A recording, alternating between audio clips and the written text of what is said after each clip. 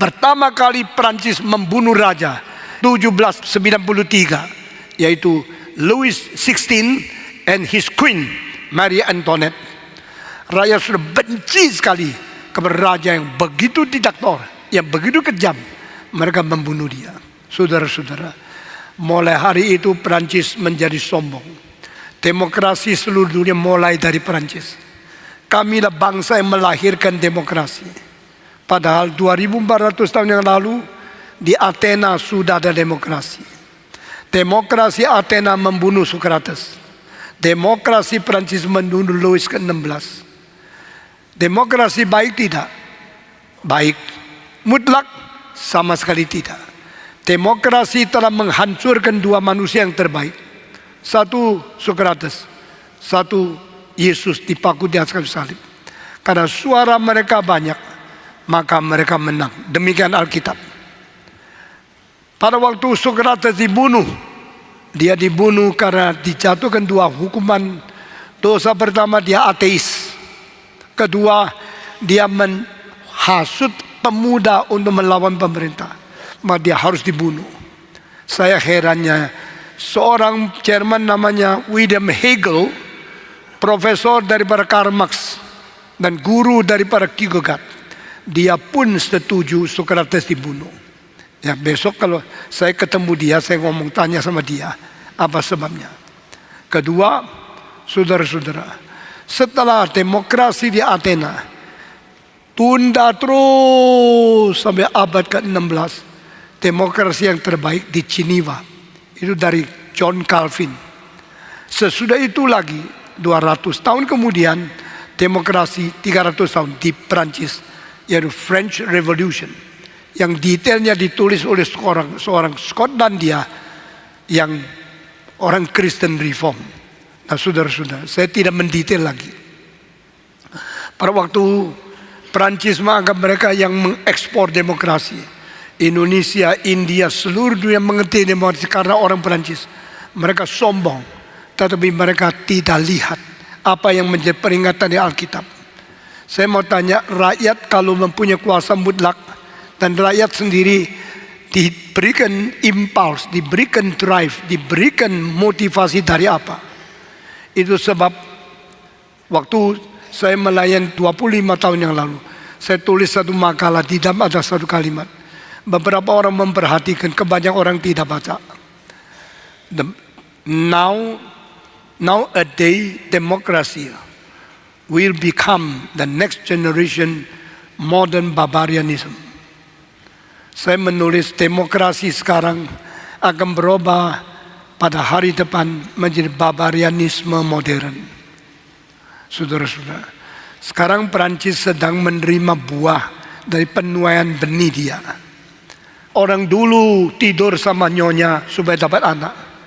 Orang sekarang tidur sama nyonya supaya tidak diganggu anak. Itu sebab Eropa persentase pertumbuhan manusia terus kurang. Di Eropa, Prancis, Jerman, dan Inggris, khususnya Belanda, tempat Protestan, keluarganya anak sedikit, pelan-pelan akan hilang kebangsaan di dunia. Di Asia, Jepang, sama Taiwan, paling sedikit anak. Karena apa? Tidak mau lahirkan anak. Itu sebab hari ini saya minta lahir anak banyakan sedikit.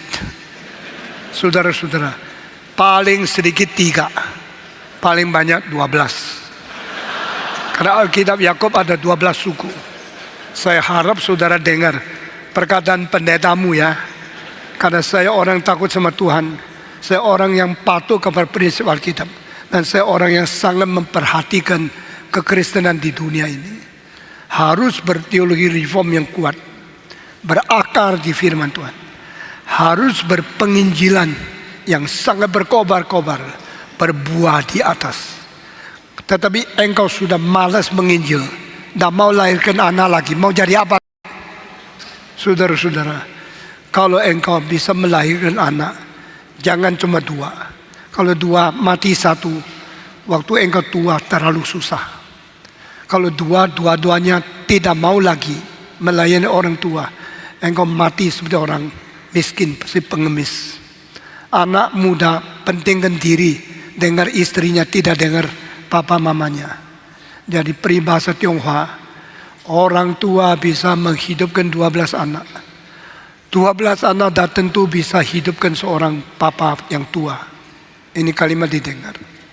Orang Perancis dah banyak anak, orang tua terus tua, terus tua, terus tua.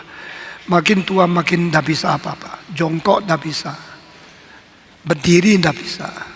WC mesti ada pegangan, jalan jangan ada undakan. Sudah tidak bisa naik loteng, orang tua mesti pembantu. Orang Perancis dulu tua, gua juga tua. Masa tua melayani tua karena saya lebih miskin. Saya tidak mau. Saya minta pemerintah kasih uang supaya saya hidup di rumah jompo. Pemerintah juga tua. Nah, seluruh rakyat tua. Sekarang Perancis 15 tahun yang lalu sudah saya baca susahnya. Yang setir bus umum itu ada 12.500 orang. Seluruh Perancis.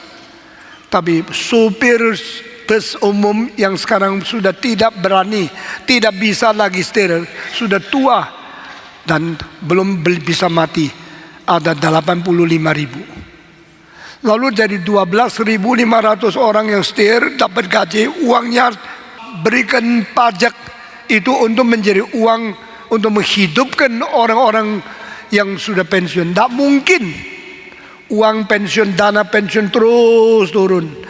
Anak tidak lahir, pemuda tidak ada, yang kerja sedikit, yang pensiun banyak. Negara itu mau mati. Karena apa?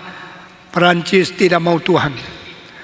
Perancis menghasilkan ateis paling banyak. Perancis merubah satu gereja yang kuburannya paling bagus menjadi tempat untuk mengkuburkan orang-orang penting Perancis. Perancis pada abad 18 pernah mengusulkan robohkan Notre Dame, gereja Perancis yang paling indah di Paris, karena melawan Tuhan. Perancis filosofnya menulis, semua saya baca, ada kalimat, mari kita membuang Tuhan Allah dan tetap menjunjung tinggi Yesus, karena dia moralnya baik, tapi tidak percaya dia Allah.